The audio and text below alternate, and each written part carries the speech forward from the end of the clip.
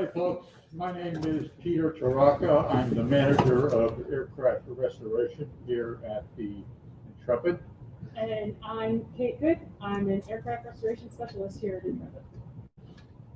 Today, we're going to be dusting off the port wing of the Enterprise Space Shuttle Orbiter. It's a job that needs to be done occasionally, but since we're reopening in the near future, we want everything to look great. So we commence our duty. Yeah, but I always like to start these to explain our PPE. Today we have on harnesses because this is very tall that are tied off to a secure point. So if one of us does slip and fall, this will catch me to where I don't even hit the ground. I will be dead. We also make sure we wear dust masks because you don't want to breathe in a lot of the dust. And we both have on safety glasses because the same particulates can get into your eyes pretty easily if you aren't paying attention to what you're doing. We also have, these are not fancy. These are dusters on sticks. The sticks extend. And this is really, we use these a lot downstairs in the hangar to do the indoor aircraft as well as the space shuttle. So anybody can do this, honestly. Do you want to start that side and I'll start this side? Yeah.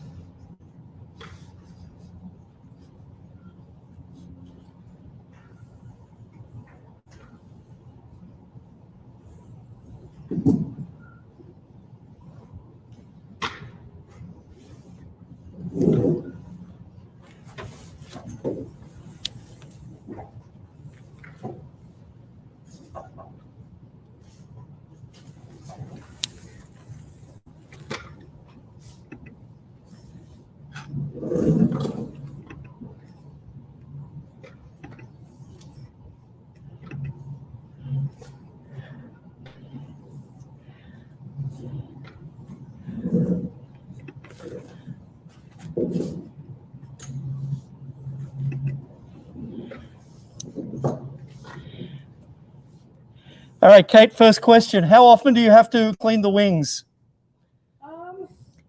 We try to do it a few times a year.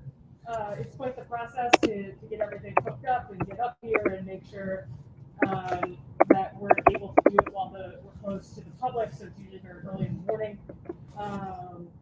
And another aspect of it is we want to do as much as possible while we're up here. So when we come up, we check for damage that may have occurred for one reason or another. We check conditions. We make sure that we document anything that we see that is off or new. And so I would say probably, what would you say, 3 or 4 times a year? Depends on the dust collection, yes. How much accumulates. I mean, what's on here today is a substantial amount because we've been closed for a while, and so it's a bigger task than usual. It also depends on, like, when the summertime comes and the air conditioning systems come on. The air conditioning systems usually end up spewing more dust than any other time during the year. So spring is a big build-up time.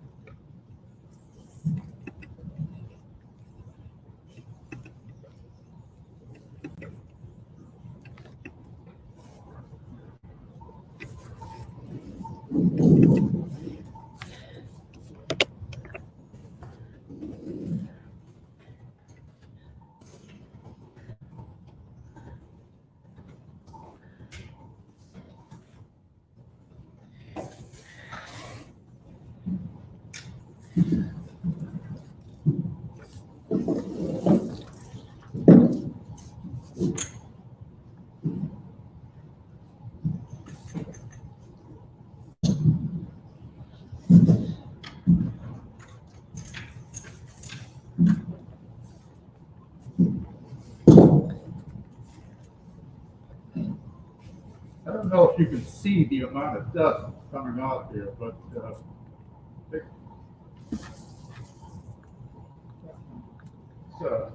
Substantial. yeah, that's quite a bit.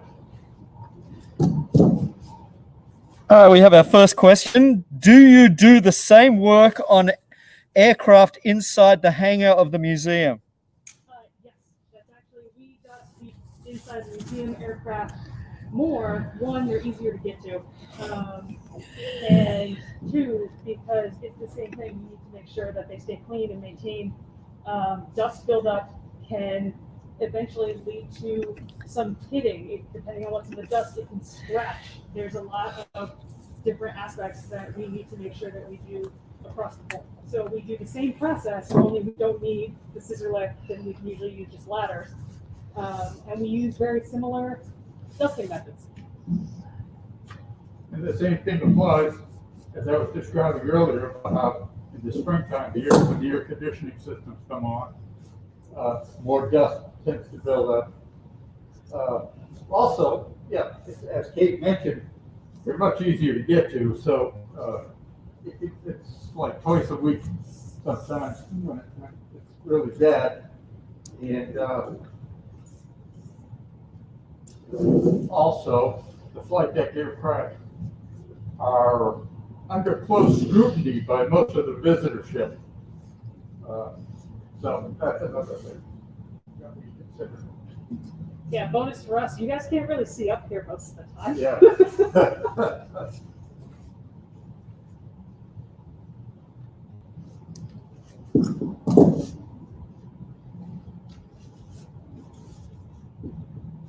That looks like an oil stain, okay. Yeah.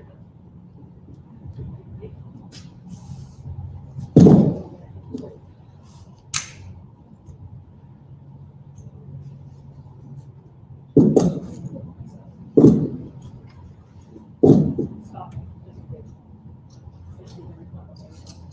Sure.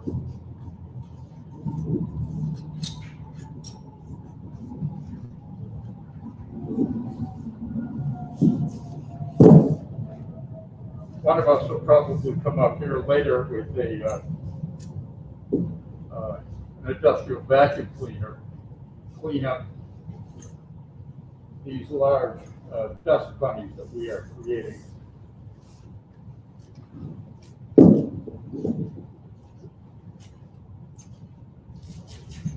Dust bunnies are not NASA approved, so we gotta get them out of here. Peter, can you do me a favor and hand me the other sweeper and find it?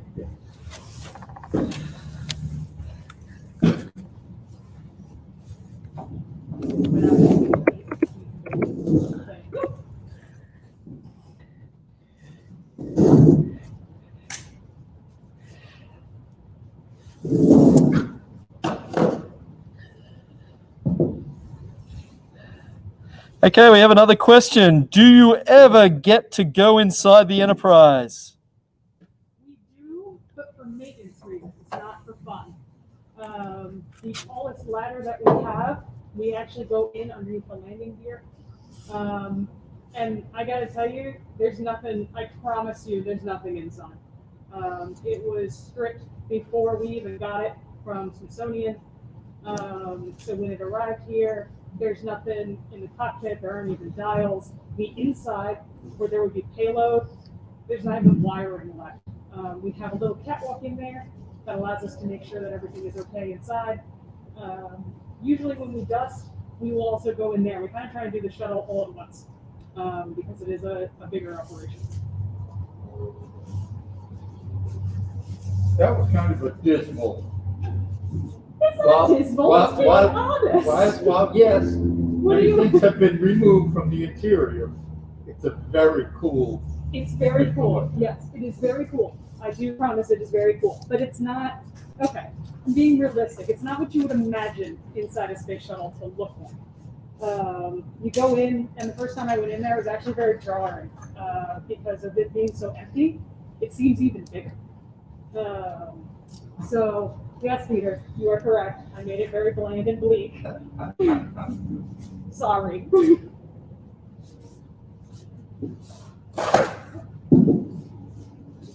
Well, that was good. That was very Neil Armstrong.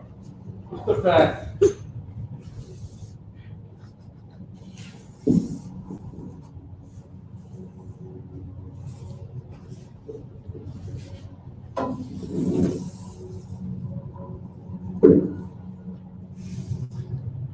How do you get on the very top?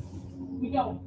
At least I've never had reason to go up to the very top. Peter, have you?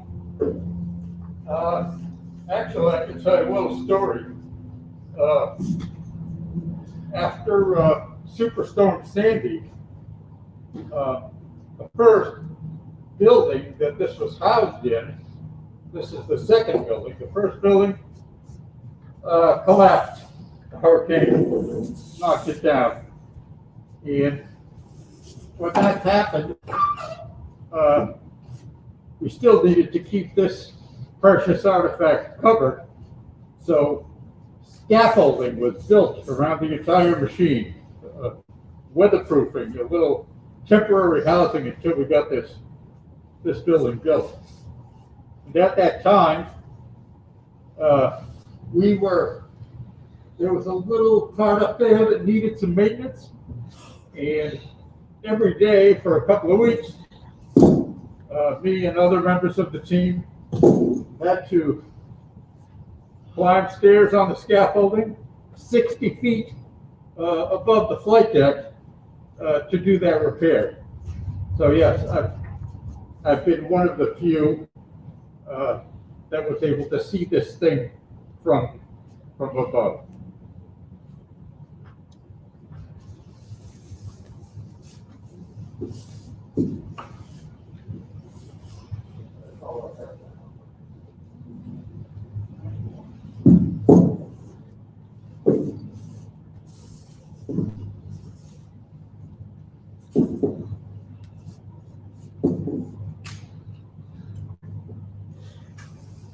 Is it just dusting you guys do, or do you do any other scrubbing or high pressure hose or anything like that?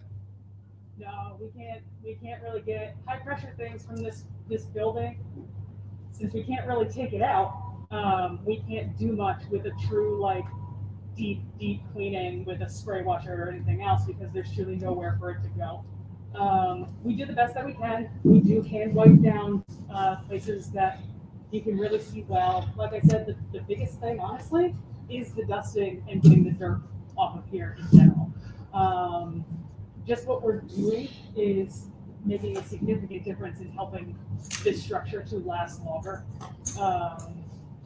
And so we would love to, honestly, I would love to be able to do something like that, but we are limited with the facility that we can have, that we are very thankful we have.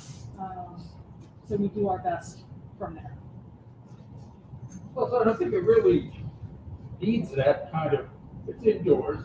It doesn't accumulate the kind of urban grime that our outdoor aircraft accumulate. That was a generous name for that. So nothing does the trick. Occasionally we spot, like today, I see a little stain here. Sometimes fluids that are in the machine might seep to the surface, and yeah, that requires some spot cleaning. But just the dusting is enough, I think.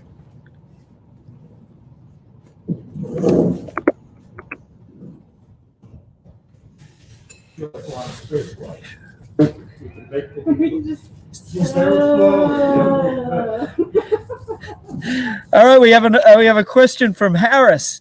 He wants to know: is this the actual vehicle used in the approach and landing tests? So this was the vehicle used. This is actually kind of this never went to space. I'm going to start with that. This was never space worthy.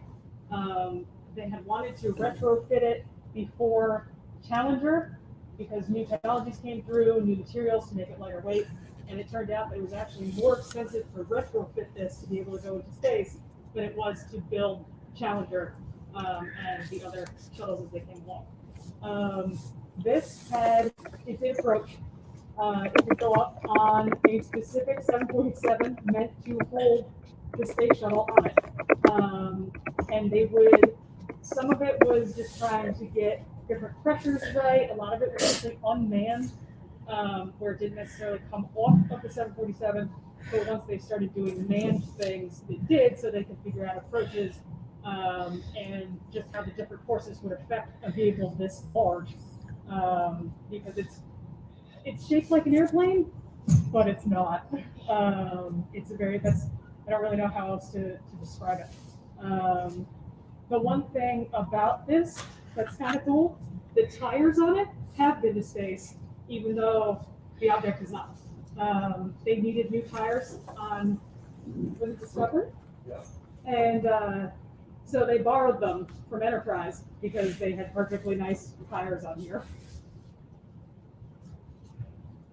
Plus after Enterprise, which was the first, all the subsequent orbiters were, I think they were lighter in weight.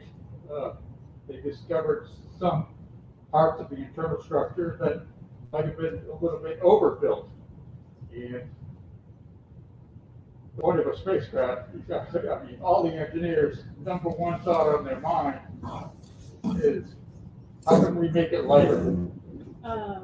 They moved to, there are parts that are graphite oxide instead of alloy metals. So you'll get a lot of aluminum alloy, a lot of titanium alloy. The leading edge here is fiberglass. Just another part of this was a lot of just trial and error of what would be the best materials and the safest materials that were most economic to use.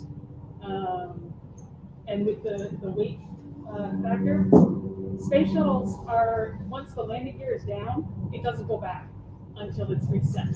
So inside the shuttle, when the pilot would be coming down, it was a manual control instead of a computer-aided control to bring down the landing gear, because that helps save weight and not have the mechanism to need to bring it back.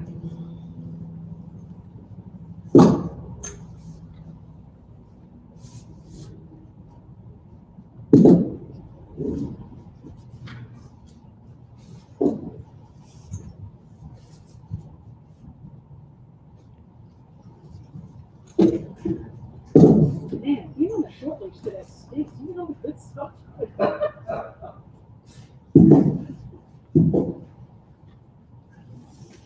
What are you guys going to do the other side? That is up to my manager. A little bit at a time. This is a big thing. I will completely punt that if you. But we will, now that we've done the one side, we will go over probably in the next couple of days while we have everything in here and set up for the most part. Our camera, and you hear Liam asking us questions, is actually currently on a scissor lift, so he can see us at level. So we'll just move the scissor lift around to the other side, make the same setup, minus Liam, sorry Liam, and do the same system.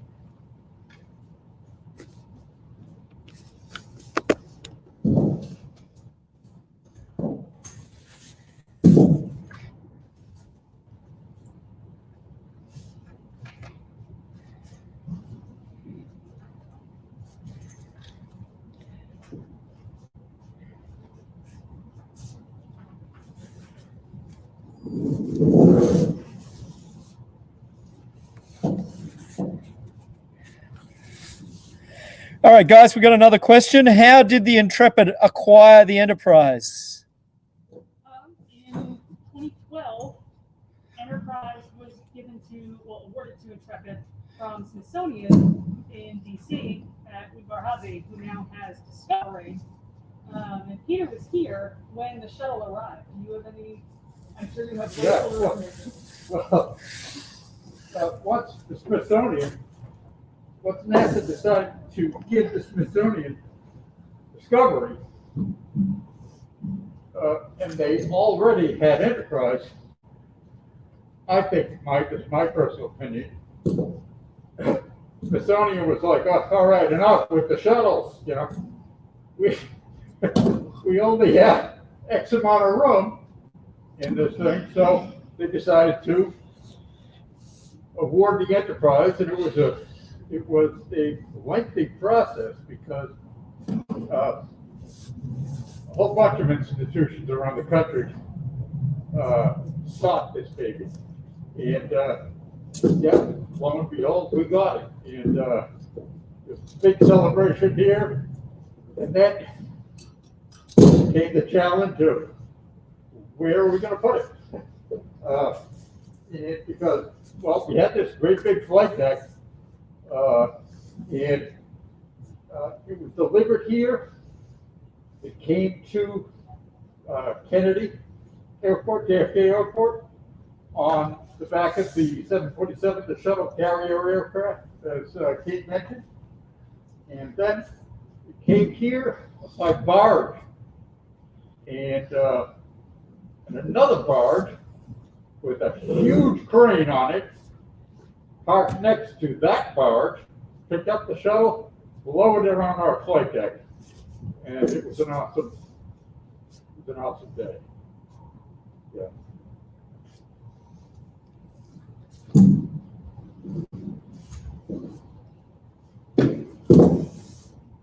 Let me know if my stories are getting too long, Kate. I'm used to it. Look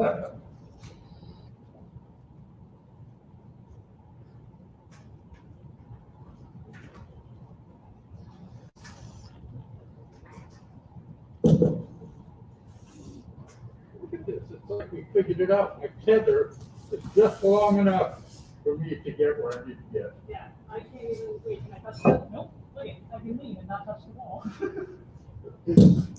Yeah, that's a safety thing. I figured that out.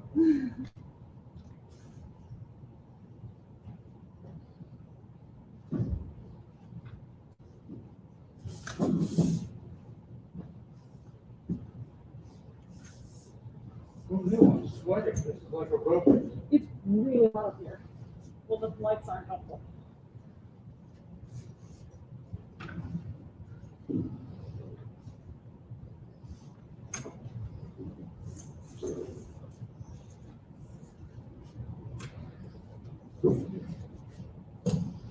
Okay, we have another question. How long does it take to dust the entire shuttle? Ooh. Well, it's hard to tell because we do it in stages. So it's probably going to be, I need it to be done before we open to the public, which is March 25th. Yeah, right around the corner. So I don't know, a couple of times a week we'll probably come in here for like a 3-hour stint. Yeah. We also have we have helicopters that need to come out of our hangar, and we have other projects we have to do too, so it's really interesting trying to balance. It's juggling tasks. Sometimes if you're like watching paint dry, you go, ooh, go do this, and go do something else, and it's process. Right.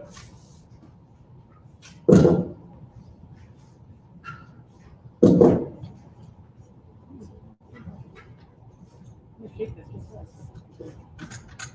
You're welcome, man.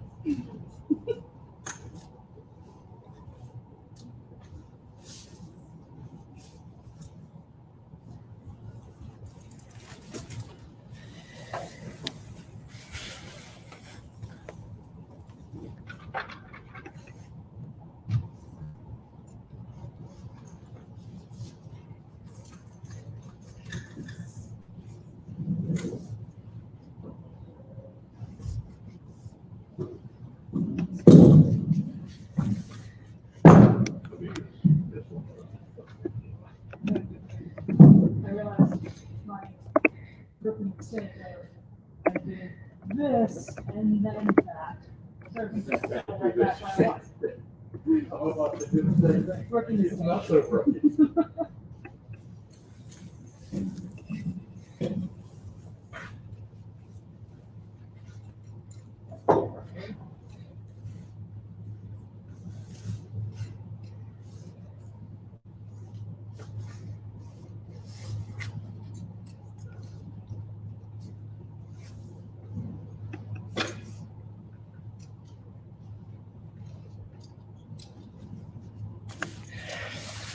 All right, we have a comment from Kim.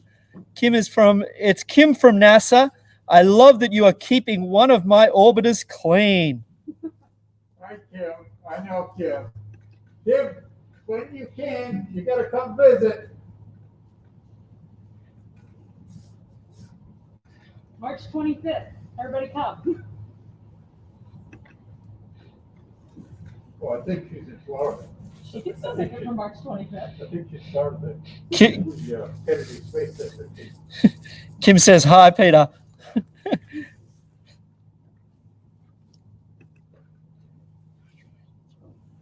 Everybody who can safely make it. It's still a pandemic. Remember that. I already did that. Oh, you did up there? All right, we got another question. I'm pretty much done with the QBLA. Go ahead. How much maintenance work does the Enterprise require? What other things does it require as well? Not that much, other than cleaning, not that much. Pretty much, as Kate mentioned dryly earlier, that there's not really anything in there. But we still need to keep an eye out for corrosion and things like that.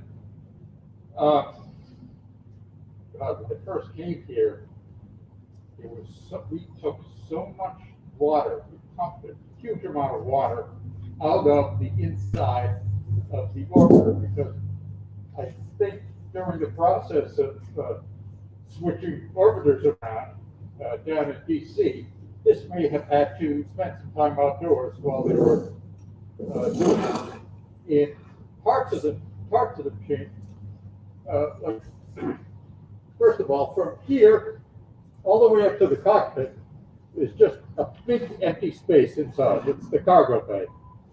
And during liftoff, times when it's in the atmosphere, one of the concerns is pressure differentials building up.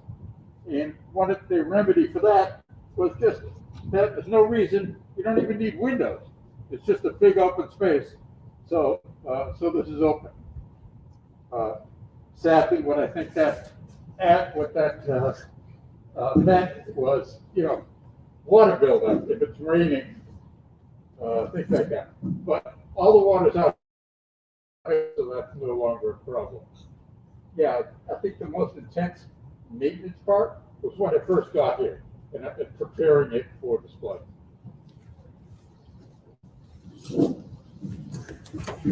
Okay, I need you to give me some kind of sign.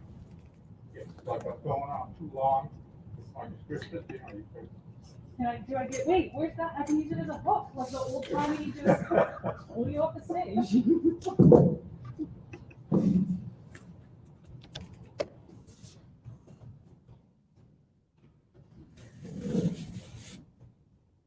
What you see me doing here, this is about as high as we can get in here. We don't really have the equipment to get to the top of the machine. Well, we do, but it's a big deal to get inside this building.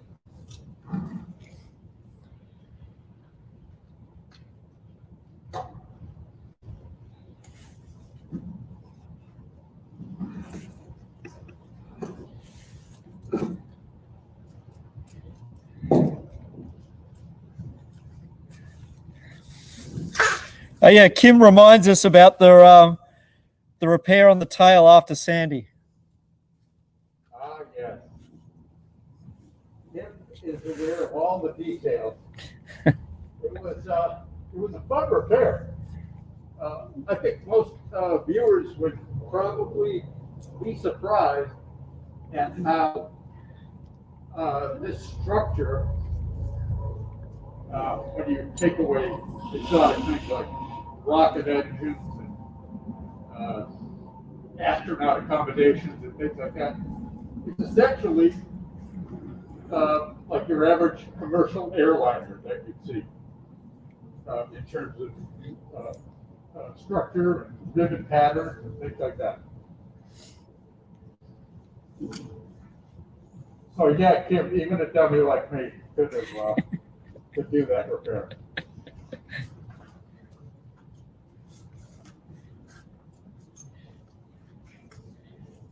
Does Intrepid have any other aircraft from NASA? As I asked you that, we have a T38 Trainer plane that astronauts actually use and still use, to my knowledge, as a trainer plane to get used to high altitude flying and get used to different controls and things like that. It's frequently. When did that start? When did T38?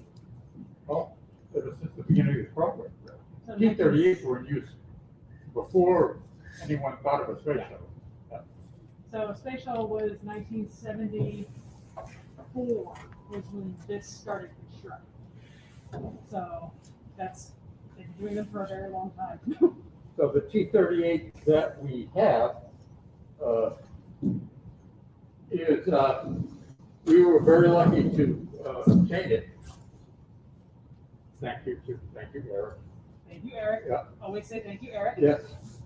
We were very lucky to obtain it because it is the very T-38 that flew in formation with the Enterprise during its approach and landing tests back in 1979, I think. 1978. Yeah. So it's a wonderful complementary counterpart to have sitting on the flight deck.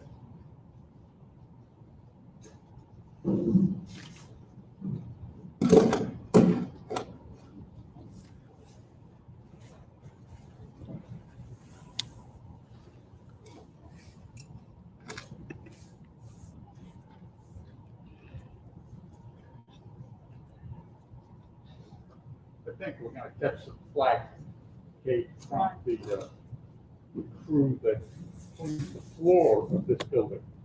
Once they encountered the mountains of dust bunnies that we are depositing. I mean, we just take a break back. We'll do that later. I'm crossing over here, Yeah, I so know. watch your.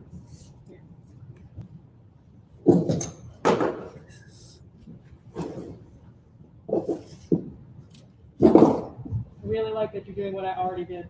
I missed a few spots. Don't make me laugh, come on.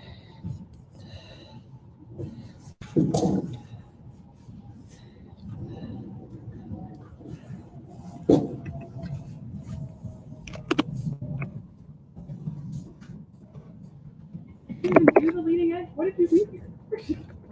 Did you do over here? Yeah, just, that's the natural color. I know it looks like more dust.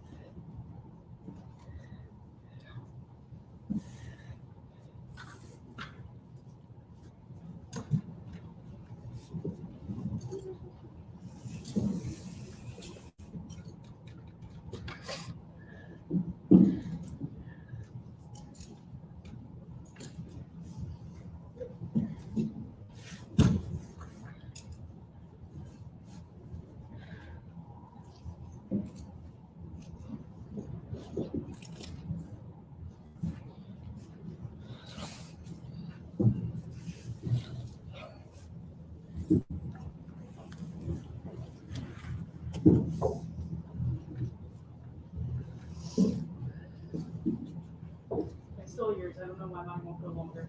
Can you wipe my brow? Gladly. All right, guys, I think we'll wrap up now. So do you want to do your little spiel? Thank you so much for joining us today here at the Intrepid while we work on the Enterprise Space Shuttle. I'm Kate. This is Kate Taraka, and we will be back next week at the same time doing We Are Never Sure What. So we're going to stop telling you guys what we're doing. Thank you again for joining us, and please check out our other live streams, and don't forget that we are reopening on March 25th. Bye.